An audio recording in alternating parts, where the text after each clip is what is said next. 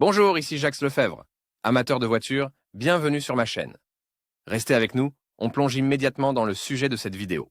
De nombreux automobilistes ont été confrontés à l'apparition d'un régime moteur élevé au ralenti. Mais tous les automobilistes ne savent pas pour quelles raisons cela se produit, surtout, comment résoudre le problème sans avoir recours à un service de réparation automobile. Cet article vous aidera à mieux cerner le problème et à trouver les moyens de le résoudre. Au régime du moteur au ralenti, cause. Comme vous le savez, un régime élevé au démarrage du moteur est normal, car le moteur est en mode de préchauffage. Mais que faire si le régime ne baisse pas, même lorsque le moteur est déjà chaud? Lorsque le moteur est chaud, un régime de ralenti élevé n'est pas normal, et vous devez commencer à chercher la cause de cet effet. Tout d'abord, il convient de noter que les conséquences d'un travail aussi intensif du moteur peuvent être très diverses. Ainsi, ce qui peut arriver au moteur, la température augmente, entraînant une surchauffe. Cela entraînera la déformation de la culasse. En outre, un régime élevé entraîne une usure importante des pièces à l'intérieur de l'unité motrice elle-même. Cela peut réduire considérablement la durée de vie du moteur. Quelles sont donc les raisons de l'apparition d'un régime élevé du moteur à combustion interne sur le moteur au ralenti? Capteur RCH.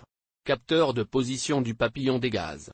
Soupape d'étranglement. Capteur de température du moteur. Aspiration d'air par le collecteur d'admission. Dysfonctionnement de l'écu. Méthode de résolution du problème. Avant de passer directement à la résolution du problème, il est nécessaire de comprendre que le diagnostic et la réparation de ces nœuds ne doivent être effectués qu'en connaissance de cause. Il convient également de noter séparément que les méthodes de diagnostic sont différentes pour les moteurs à carburateur et à injecteur, mais que le principe des causes est le même. Il est donc utile de comprendre systématiquement les travaux de diagnostic et de réparation qui permettront d'éliminer le ralenti accéléré. Capteur RHX sur les moteurs à carburateur. Il n'est pas courant de trouver un capteur de réglage du ralenti. Ce réglage s'effectue généralement à l'aide de la vis de qualité et de quantité. Pour normaliser un régime de ralenti élevé, il n'est pas nécessaire d'effectuer l'opération lorsque le moteur est froid. Il faut d'abord chauffer le moteur jusqu'à la température de fonctionnement, et ensuite seulement commencer le réglage. Si, après avoir effectué les réglages, le nombre de tours reste élevé, la raison est différente. Pour le moteur à injecteur, c'est l'inverse,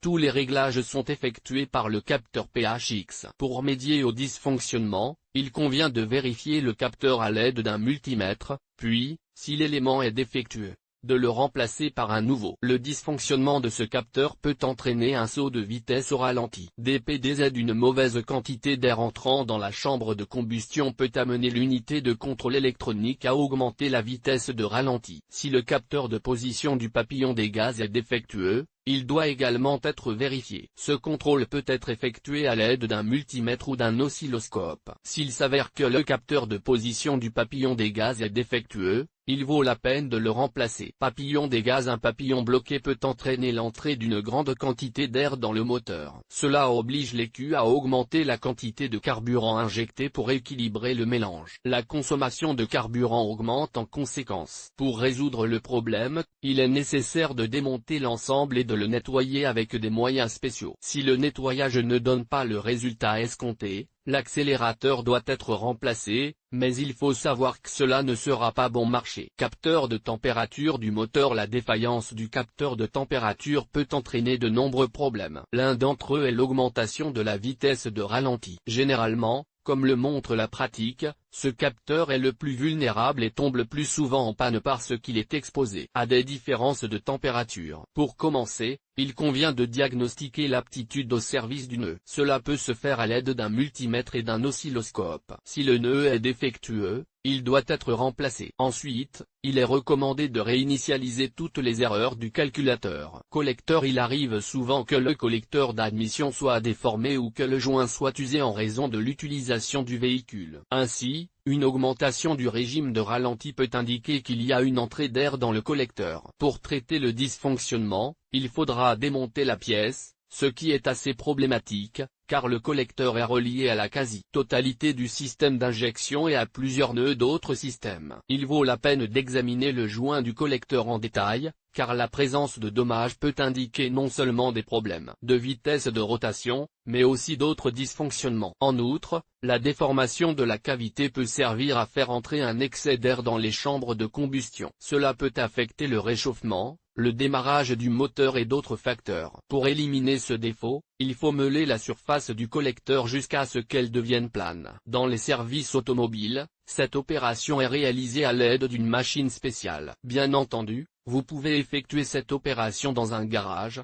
à l'aide d'une pierre spéciale, mais cela n'est pas toujours possible. Pour les propriétaires de voitures, unités de contrôle électronique, la répétition d'un régime de ralenti excessif est la conséquence d'un mauvais fonctionnement de l'unité de contrôle électronique. Pour éliminer le dysfonctionnement, il faut donc se connecter au cerveau et éliminer le problème au niveau du logiciel. Pour ce faire, vous aurez besoin d'un câble et d'un logiciel spéciaux. Cependant, une simple réinitialisation des erreurs ne suffit pas toujours.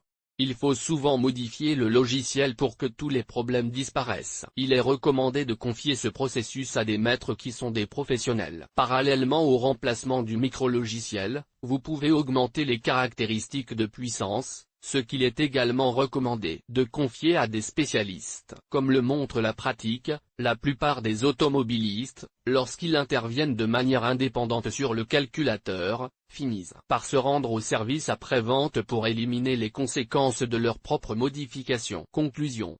Beaucoup d'automobilistes ne connaissent pas les causes de l'effet de flottement du régime moteur au ralenti ou à des vitesses trop élevées, ni les moyens de les éliminer. Alors, bien sûr, les experts et les mécaniciens automobiles recommandent de s'adresser immédiatement au service après-vente, mais notre homme, tant qu'il n'aura pas essayé lui-même, ne s'arrêtera pas. L'effet de l'augmentation du nombre de tours peut avoir de nombreuses causes, du dysfonctionnement du capteur à une erreur dans l'unité de contrôle électronique. Il est possible d'éliminer le dysfonctionnement à la maison, ce que font les propriétaires de VATS et d'autres voitures nationales. En revanche, les propriétaires de voitures étrangères devront se rendre dans un garage, où les frais de réparation peuvent être considérables.